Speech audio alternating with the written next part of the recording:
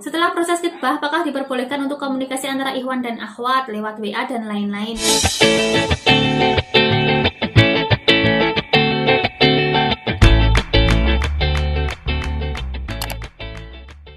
Misalnya, saya ada hubungan dengan lawan jenis, tapi tidak ta'aruf dan tidak pacaran. Tapi kita sama-sama punya tujuan ibadah, gimana ya? Maksudnya gimana ya? Tidak ta'aruf, tidak pacaran, punya tujuan ibadah. Maksudnya ke masjid bareng gitu, atau ngaji bareng. Nah ini, dan kita tidak pernah bertemu, hanya sebatas chat saja. Nah ini hati-hati, meskipun tidak pernah bertemu, hanya chat saja, berarti kalian berhubungan secara virtual. Dan mungkin sekarang, zaman sekarang itu, setan itu juga banyak sekali setan yang berpengaruh dalam komunikasi kita. Meskipun komunikasi online, tapi setannya sangat banyak sekali. Itu harus dihindari. Meskipun kita tidak boleh berdekatan dengan lawan jenis, bahkan tidak boleh pacaran, tidak boleh bersentuhan, tapi kalau misalnya kita chat intim, chat sangat mesra, ataupun sering chat lawan jenis, maka itu bisa mendekatkan kita juga dengan hal-hal yang berbau zina. Bisa zina hati, bisa zina pikiran karena membayangkan. Nah, ada juga yang ekstrim gitu ya, ikhwan dan akhwat kayak gitu, chat, tapi yang dibicarakan adalah hal-hal berbau ranjang ataupun hal-hal porno. Nah itu kan bisa mengotori hati kita, pikiran kita jadi juga terkontaminasi. Jadi hati-hati juga berinteraksi dengan lawan jenis lewat chat ataupun media sosial, DM, PM, ataupun apa jenisnya itu, tetap harus kita batasi. Meskipun tidak pacaran, tidak ta'aruf, batas chat saja, tujuannya ibadah. Maksudnya ngechat ngingetin sholat gitu atau ngingetin ngaji, itu jangan juga. Hindari seperti itu, karena itu juga tipu daya syaitan agar kita senantiasa chat kepada lawan jenis, agar hati kita juga nyaman gitu kalau misalnya chat sama lawan jenis. Nah itu kita harus batasi juga. Kemudian ada lagi, saya mau tanya, ada yang bilang jodoh itu cerminan diri kita, tapi saya seringkali dengar cerita tentang wanita yang nakal, tapi Masya Allah bisa punya pasangan orang yang baik. Apakah masih berlaku kalimat jodoh itu cerminan dari diri kita? Nah ini ya, ini ada juga cerita dulu, kalau misalnya kalian pasti sudah pernah dengar semua ya, ceritanya Asia, kayak gitu ya, istrinya Fir'aun, seberapa solehahnya beliau, tapi suaminya Masya Allah gitu ya, mengaku sebagai Tuhan, bahkan sangat kejam sekali, tapi istrinya dijanjikan surga oleh Allah Subhanahu wa Ta'ala. Nah, apakah itu juga merupakan jodoh cerminan diri? Nah, sebenarnya ada yang namanya jodoh dunia, jodoh akhirat, jodoh dunia akhirat. Nah, si Asia kayak gitu ya, dia mendapatkan jodoh akhirat, mungkin jodoh dunianya tidak sesuai dengan cerminan diri beliau. Nah, nanti kita juga bisa kupas bagaimana kisah selengkapnya yang sangat-sangat bisa membuat kita termotivasi kayak gitu ya. Intinya jodoh itu merupakan cerminan diri kita, memang benar sesuai dengan Al-Quran di ayat, nanti buka lagi ya, di mana bunyinya artinya yang baik untuk yang baik, orang baik untuk orang baik, orang buruk untuk orang buruk. Nah bagaimana kalau misalnya ini di sini orang nakal kok dapatnya pasangan yang baik? Nah siapa tahu dia dulunya nakal kemudian hijrah. Nah pas proses hijrah dia juga sudah mengalami kondisi yang baik, kemudian ketemu orang baik. Jadi bisa saja cerminan dirinya itu saat dia sudah baik. Jadi jangan sampai kamu yang mungkin mempunyai masa lalu ataupun sebelum hijrah itu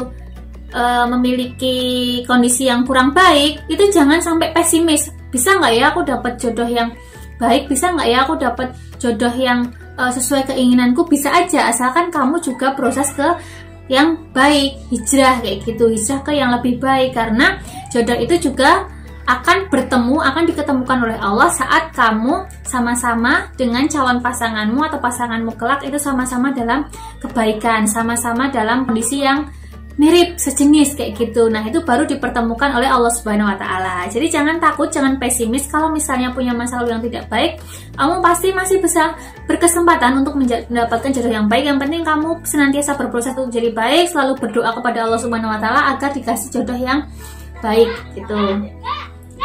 Kemudian ada Vina, 26 tahun, saya ingin bertanya, apakah pada saat proses ta'aruf setiap komunikasi harus melalui mediator? Ya, benar sekali ya, harus lewat mediator, jangan sampai langsung.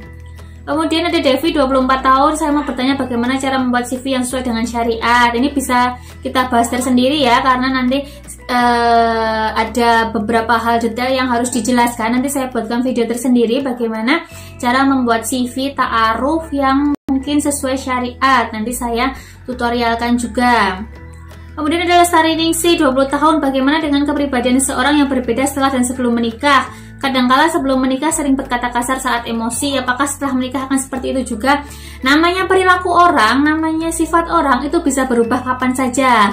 Yang penting kalau misalnya ada keinginan, kekuatan untuk berubah, dan kita sebagai pasangannya selalu mengingatkan, senantiasa saling mengingatkan, maka bisa aja berubah. Dulunya saling emosian, setelah menikah karena hidup berdua, ada yang ibaratnya memperhatikan kayak gitu ya, bisa aja, bisa lembut, bisa sopan, bisa lebih baik kayak gitu. Jadi jangan sampai kita hanya berpaku pada sifat ataupun karakter sebelum dia menikah, bisa aja berubah. Yang harus kita yakini, berubah itu harus bersama-sama dalam hal yang baik. Jangan sampai hal yang sudah baik kemudian setelah menikah malah menjadi buruk. Nah, itu yang tidak boleh. Kemudian ada Khaulah 24 tahun, ketika kita melaksanakan ta'aruf lalu dilanjutkan dengan istikharah, apakah di masa-masa ini keraguan selalu muncul? Karena beberapa kali melangsungkan ta'aruf sampai tahap ini selalu ragu dan akhirnya memilih close. Dan bagaimana kita yakin dengan hasil istikharah kita? Bisa jadi karena istikharah itu adalah salah satu cara kita berdoa kepada Allah, meminta petunjuk kepada Allah untuk meyakinkan apakah ini sudah beneran jodoh kita atau belum, apakah ini beneran proses saya ini ada dengan jodoh saya apa belum. Nanti ada petunjuknya. Tapi istikharah itu tidak selalu petunjuknya lewat mimpi gitu ya. Jadi bisa lewat doa, maksudnya lewat doa kita langsung yakin hatinya. Kemudian bisa juga lewat proses yang senantiasa dilancarkan, dan juga lewat petunjuk-petunjuk lain di sekitar kita, mungkin informasi dari sekitar kita, sekitar orangnya, itu bisa jadi tidak harus lewat mimpi. Kalau misalnya memang selalu ragu, ya sudah, ungkapkan secara jujur kalau bahwa memang setelah istikharah belum cocok, ya sudah, nanti dihentikan prosesnya, begitu. Jadi jangan sampai malu ataupun istilah Jawanya pekewo untuk menolak orang, tapi harus diingat menolaknya dengan cara yang baik. Selanjutnya, Salamah 21 tahun. Jika saat akhwat melamar duluan tapi pertama ditolak ikhwan, setelah beberapa bulan si ikhwan itu melamar, apa harus diterima atau tidak? Katanya karena pertemuan pertama sudah ditolak lamaran awal. Oh, ini agak bingung ya karena disingkat-singkat. Jadi intinya ada ikhwan melamar akhwat, akhwat melamar ikhwan, tapi ikhwannya menolak. Tapi beberapa bulan kemudian kebalik, ikhwan itu yang melamar akhwat ganti gitu ya, akhwat gantian. Jadi apakah akhwat itu harus menolak? Kalau kamu emang tidak serak ya nggak apa-apa, ditolak aja. Tapi kalau kamu serak ya diterima, nggak usah malu, nggak usah gengsi kayak gitu. Jadi nggak usah balas dendam juga. Dulu kamu menolak aku, sekarang aku masa menerima kamu sih? Jangan gengsi seperti itu. Tetap harus kita proses. Kalau misalnya serak ya lanjut aja proses ta'arufnya, proses selanjutnya di jalani. Jangan sampai karena kita gengsi ataupun kita mau balas dendam terus kita langsung tolak. Tapi kalau emang udah serak, kita menemukan yang lainnya, ya sudah ditolak secara halus gitu.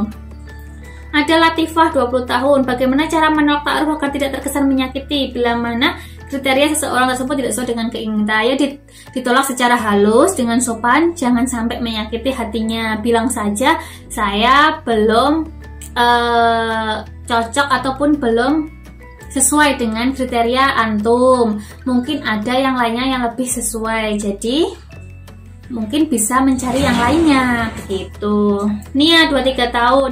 Setelah proses khitbah, apakah diperbolehkan untuk komunikasi antara ikhwan dan akhwat lewat WA dan lain-lain? Misal komunikasi untuk keperluan persiapan menikah. Jika tidak boleh, bagaimana solusinya? Boleh kalau misalnya mediator sudah mengizinkan dan tugas mediator mungkin sudah selesai. Terkait hal-hal untuk pernikahan, mahar dan lain-lain kan harus dibicarakan secara pribadi dan keluarga. Maka mungkin mediator cukup memantau saja atau tidak dilibatkan lagi, tidak masalah.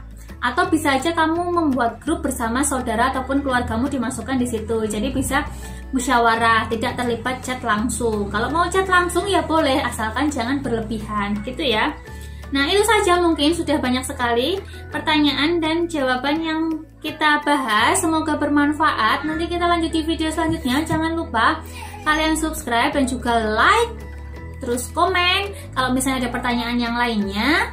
Terima kasih kepada yang sudah subscribe. Saya ucapkan jazakumullah khairan katsiran. Semoga amal kalian mendapatkan pahala kebaikan dari Allah Subhanahu wa taala. Kurang lebihnya mohon maaf. Assalamualaikum warahmatullahi wabarakatuh.